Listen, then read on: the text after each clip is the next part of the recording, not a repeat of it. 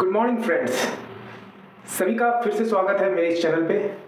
मेरा नाम है डॉक्टर देवाशीष मेहर और मैं मेडिकल ऑफिसर और managing director Divya Nayan yoga and naturopathy wellness centre में। तो दोस्तों आइए, आज मैं आपको बताने वाला हूँ जो सबसे पेचीदा समस्या होता है, जो सबसे नाजुक दिक्कत होता है, वो दस्त के कारण अगर हमें किन किन समस्याओं से दस्त होता है और उसका प्रभाव हमारे शरीर में कैसे कैसे पड़ता है और उसके प्रभाव से हमारा शरीर कमज़ोर होने के बावजूद कैसे उसका कार्यक्रम करता है और उसको हम कैसे जानते हुए कि समस्या में दस्त कैसे हमारे शरीर को कमज़ोर कर रहा है। आगे बढ़ते हैं, मेरे साथ बने रहिए इस वीडियो में और इस इन्फॉर्मेशन को बहुत ही ध्यान से सुनिए और अगर किसी कोई ऐसी समस्याएं हों तो उन समस्याओं का समाधान मेरे साथ जुड़ के आप प्राप्त कर सकते हैं। तो चलिए शुरू करते हैं इस वीडियो को। तो सबसे पहले जानते हैं कॉजेस, मतलब लूज मोशन या डायरिया होने के कॉजेस क्या क्या होते हैं। तो कई लोग ये दस्त अनुभव करते हैं कई बार, जो कि कारण मुख्य रूप से होता है उनका जो डाइट में एक ट्रेंड वो बना लेते हैं। जैसे कि कई प्रकार के खाद्य पेय में जो पदार्थ होते हैं जो मतलब आपका दस्त होने का संभावना को बढ़ा देते हैं। और आइए देखते हैं वो खाद्य पदार्थ में क्या क्या ऐसे खाद्य पदार्थ हैं जो आपका दस्त का संभावना को बढ़ा देते हैं। कई बार आपका शरीर पचाने में दिक्कत होता है, उसको कई प्रकार का चीनी का पदार्थों को, जैसे कि एक अल्कोहल शुगर और एक लैक्टोज शुगर, ये दो प्रकार के शुगर हैं। जिसमें शुगर अल्कोहल जो कि हमारा बहुत से प्रकार के फलों में या सब्जियों में या आपका आर्टिफिशियल फ्लेवर्स में पाए जाते हैं, और आपका छोटी आंत जो कि इनको डाइजेस्ट करने में असक्षम होने के कारण वो दस्त भी आपको दे सकता है। तो जो आहार लैक्टोज से भरपूर होते हैं या उनमें लैक्टोज का शुगर होता है, तो वो दूध पदार्थ के आहार जो कि मिल्क प्रोडक्ट्स हैं वो लूज मोशन दे सकते हैं या आपको दस्त हो सकता है लैक्टोज इंटॉलरेंस होने के कारण से। और ये कॉन्स्टिपेशन के साथ भी जुड़ के आपको महसूस हो सकता है कोई भी मिल्क बेस्ड प्रोडक्ट लेने के बाद। तो दस्त होने का कारण जो कि आपके आहार से जुड़ा हुआ है, वो अगर कोई स्वाभाविक रूप से अल्कोहल का सेवन कर रहा हो या बहुत ही तीखा या मसालेदार चीज़ों को, फिर कॉफ़ी को, या जिस खाने में मैग्नीशियम ज़्यादा हो उस चीज़ों को। नेक्स्ट आ जाता है फूड पॉइजनिंग से, जैसे कि बैक्टीरिया हो, वायरस हो या कोई पैरासाइट हो जो मतलब आपके आंतों में सूजन पैदा करता हो, जिसे इन्फ्लामेशन कहते हैं, जिसके कारण से कि आपका स्टमक और इंटेस्टाइन वो चीज़ों को अभिशोषण ना कर पाने के कारण से आपको दस्त होने का संभावना जो है लक्षण के रूप में दिखाई देता है। और उसके साथ साथ आपका पेट में दर्द, उल्टी या उल्टी महसूस होने जैसे लक्षण वो दिखाई देते हैं। तो इसका कारण जो है आपका पुराना जो भी दस्त है वो आपका एक रोग के साथ जुड़ा हुआ होता है। और वो रोग क्या क्या है, जैसे कि आपका इरिटेबल बाउल सिंड्रोम कहते हैं उसको, जिसमें आपका आंत जो है वो बहुत ही पेचीदा रूप से संक्रमित हो जाता है, जिसमें आपका पाचन क्रिया धीरे धीरे करके कम होने लगता है, वो पाचन शक्ति जो है, और उसके साथ साथ आपका मल भी अनियंत्रित रूप से कभी दस्त तो कभी कब्ज तो कभी आंव के साथ वो आने लगता है। और लक्षण स्वरूप हमको क्या दिखाई देता है, अगर किसी को आईबीएस होता है, पेट में दर्द या पेट में फुलावट, अफारा या कब्ज या पेट में गैस या अपच होने का समस्या दिखाई देता है। उसके बाद और एक स्थिति जिसे हम अल्सरेटिव कोलाइटिस कहते हैं, जो बड़ी आंत की सूजन, ये कंडीशन जो है आपका आंत से लेके मलद्वार के ऊपरी हिस्से तक दिखाई देता है, जिसमें आप मतलब लगातार दस्त और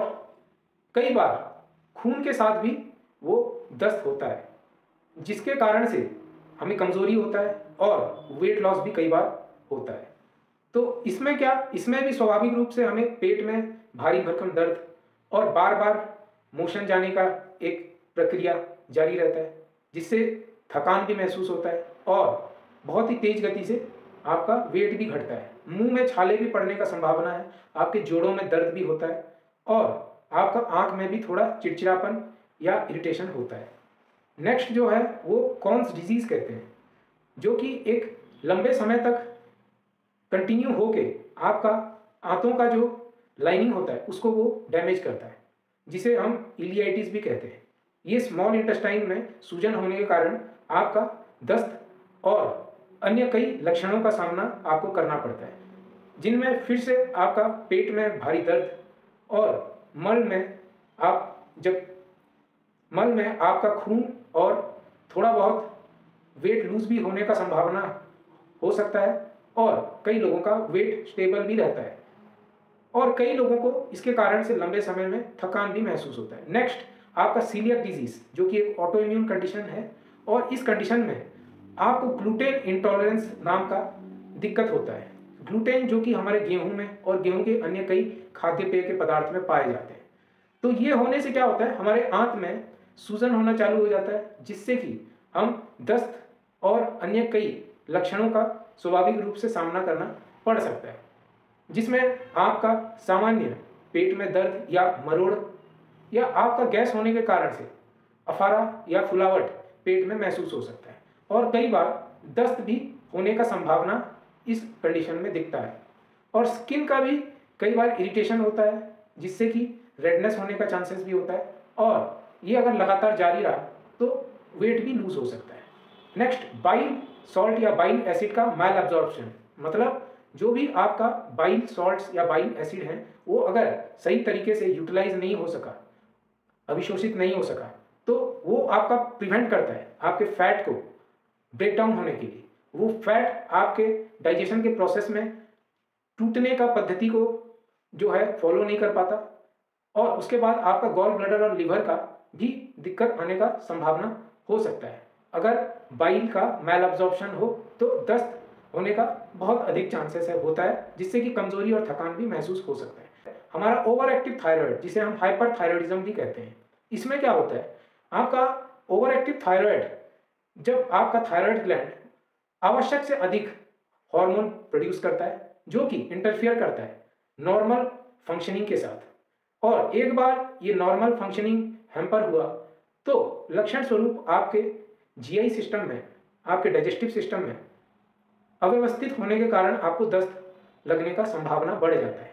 जिससे कि आपको अन्य और कई प्रकार के असुविधाएं भी हो सकते हैं, जैसे कि आपका मानसिक असंतुलन, मूड अनस्टेबिलिटी, और नींद में भी प्रॉपर तरीके से एक रेस्ट और रिलैक्सेशन ना मिलना, और बॉडी का temperature time to time vary हो जाता है, मतलब वो परिवर्तित होते रहता है, कभी टेम्परेचर बढ़ जाएगा कभी घट जाएगा। फिर क्रोनिक पैंक्रियाटाइटिस में भी आपको सूजन और आपका दस्त होने का संभावना जो है बढ़ता हुआ दिखाई देता है, जिसमें आपका फैट जो है वो ब्रेकडाउन नहीं होने के कारण से आपका स्टार्च और प्रोटीन भी डाइजेस्ट नहीं हो पाता, जो कि आपका मेटाबॉलिज्म को वीक करता है और डाइजेशन ना होने से आपका एब्जॉर्प्शन प्रोसेस भी बहुत जो है वीक हो जाता है और लूज मोशन या दस्त का स्वाभाविक रूप से सामना करना पड़ सकता है। इसमें आपका फिर से वही लक्षण, पेट में भारी भरकम दर्द या उल्टी लगने जैसे संभावना आपको दिखाई देता है। और लास्ट में एक और कंडीशन है जिसे हम सिस्टिक फाइब्रोसिस कहते हैं, जो कि लंबे समय में आपका आंव, जिसे हम म्यूकस कहते हैं, उसको वो धीरे धीरे करके बिल्डअप करना चालू करता है आपका लंग्स में और आपका डाइजेस्टिव सिस्टम में, और ये डाइजेस्टिव प्रोसेस में इंटरफियर करने के कारण से आपका दस्त जो है वो धीरे धीरे करके बढ़ता हुआ नजर आता है। और दस्त बढ़ने के कारण लक्षण स्वरूप आपको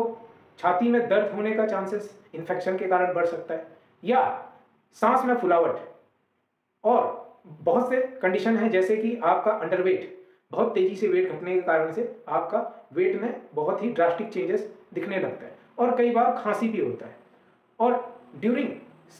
रैपिड गैस्ट्रिक एम्प्टिंग, जिसे मतलब डंपिंग सिंड्रोम भी कहते हैं, इसमें क्या होता है, आपका खाना जो है पेट में धीरे धीरे करके मूव होने लगता है, जिसमें आपका जो आंतों में अभिशोषण होना चाहिए वो प्रॉपर तरीके से अभिशोषण नहीं हो पाता और बहुत तेजी से वो मूव करने के कारण भी आपको दस्त होने का संभावना बढ़ जाता है। इसमें आपका लक्षण क्या क्या होता है, जैसे उल्टी होता है या उल्टी होने जैसे महसूस होता है जिसे हम नौसिया कहते हैं। उसके बाद पेट में दर्द होता है, चक्कर आता है या आपके छाती में जलन भी होने का संभावना बढ़ जाता है। तो हम देखते हैं इसका घरेलू उपचार क्या हो सकता है। अगर आपको ये बार बार ज़्यादा समय तक लगातार ना हो दस्त, तो इसमें आप किसी भी प्रकार का मतलब घरेलू मेडिसिन का प्रयोग कर सकते हैं,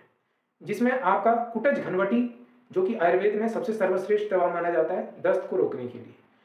या आप सौंफ या काला मेघ, मिश्री, इन सबको भी मिश्रित आकार में ले सकते हैं चूर्ण को बना के। और उसके बाद अगर ये थोड़ा प्रिवेंट हो जाता है तो आप डाइट में सेमी सॉलिड फूड इंक्लूड करें, जैसे कि आपका खिचड़ी हो गया या आपका दलिया हो गया, मल्टीग्रेन दलिया भी ले सकते हैं या जौ का दलिया। और उसके साथ साथ आप rich source of fibre intake भी कर सकते हैं, जैसे कि केला, या कई बार आप उबला हुआ सेब भी दही के साथ मिला के ले सकते हैं। ये नेचुरल प्रोबायोटिक्स होते हैं, जैसे दही, छाछ, केला, जो कि हमारा बैक्टीरिया का एनवायरनमेंट हमारे आंत में मैनेज और बैलेंस करने में हेल्प करता है। और ये होने के बाद आपका इन्फेक्शन भी धीरे धीरे करके कम होना चालू हो जाता है। अगर आपका खाने पीने के कारण से इन्फेक्शन बढ़ने लगे और बार बार वो संभावना दिखने लगे कई दिनों के बाद, तो आपको जो है 1 हफ्ते तक अगर इम्प्रूवमेंट नहीं महसूस होता है ये सब घरेलू उपचार करके, तो तुरंत ही आपको मेडिकल अटेंशन देना चाहिए और जाके अपना लक्षणों को और उस कंडीशन को जो मतलब आपके लक्षण के साथ जुड़ा हुआ है उनको आप टेस्ट करा के आप निर्धारित रूप से उसको स्थिर कर सकते हैं या उस स्थिति को थोड़ा सा आराम प्रदान कर सकते हैं। तो और कुछ कंडीशंस में आपको कई प्रकार के मेडिसिन प्रेस्क्राइब किए जाते हैं, जैसे एंटीबायोटिक्स हो गए, या आपका बहुत ही ज़्यादा सीरियस कंडीशन हो जाता है अगर लगातार दस्त होने के कारण, जो कि पैंक्रियाटाइटिस में देखने को मिलता है और जिन्हें हम हॉस्पिटलाइज करने का भी नौबत आ जाता है। तो कई ऐसे केसेस में अगर कोई घरेलू उपचार उपलब्ध ना हो पाए तो आपको क्या करना है, आपको लक्षण को जो है चेक करना है और चेक करने के बाद मैनेज करना है। तो ये कंडीशन क्या क्या हो सकता है, आइए देखते हैं। कॉन्स डिजीज में, सिस्टिक फाइब्रोसिस डिजीज में, सीलियक डिजीज में और इरिटेबल बाउल सिंड्रोम के एडवांस लेवल में ये सिम्टम्स दिखाई देते हैं, जिसे कि हमें जानते हुए सही ढंग से मैनेज करना है। किस चीज़ से? लाइफस्टाइल और मेडिसिन के कॉम्बिनेशन से, जो कि ड्रास्टिक चेंज और सेफ्टी मेजर्स के साथ हमें प्रयोग करना है। तो और कुछ केसेस में जो डायरिया बहुत सामान्य रूप से कुछ दिन के लिए दिखाई देता है, तो उसका ट्रीटमेंट हम किस चीज़ के मदद से कर सकते हैं। अगर कोई भी घरेलू उपचार, जैसे कि मैंने आपको पहले बताया है, लेकिन सबसे पहले यह आवश्यक है कि लूज मोशन का बीच में फ्रीक्वेंसी कितना है और ये सब फ्रीक्वेंसी बढ़ रहा है या घट रहा है और कितना लंबा समय से ये चल रहा है, इसका गतिविधि में कोई परिवर्तन आ रहा है या वो निश्चित रूप में वैसे ही कंटिन्यू कर रहा है। ये सब चीज़ों को जान के एक इंडिकेशन प्राप्त करने के बाद हमें वो सीरियस कंडीशन का एक आइडिया होता है और इमीडिएटली हम कुछ मेडिकल अटेंशन सीख करके उसको ठीक कर सकते हैं। तो ये सब मैं आपको बताने के बाद ये चीज़ कहना चाहता हूँ कि मुख्य रूप से आप इससे क्या क्या लर्निंग ले सकते हैं। एक तो कोई भी कंडीशन जो आपका लूज मोशन को धीरे धीरे करके वर्स्ट कर रहा है, वो कंडीशन को आप टेस्ट करके उसको एसेस करने के बाद सुधारें। और आहार का पद्धति जो हम आपको हमारे चिकित्सालय में, दिव्यानंद योग एवं प्राकृतिक चिकित्सालय में हर एक बीमारी के लिए उसका स्थिति को जानते हुए जो हम निर्धारित करके देते हैं, वो उस मेडिकल कंडीशन को और उसका सिम्टम को बहुत ही नेचुरल एस्पेक्ट में धीरे धीरे करके कंट्रोल करता है और ग्रेजुअली इंप्रूव करता है और आपको रिकवर करके रिलीफ देता है। तो दोस्तों, इस वीडियो में अंत तक मेरे साथ हर बार की तरह बने रहने के लिए दिल की गहराइयों से हृदयपूर्वक बहुत बहुत धन्यवाद।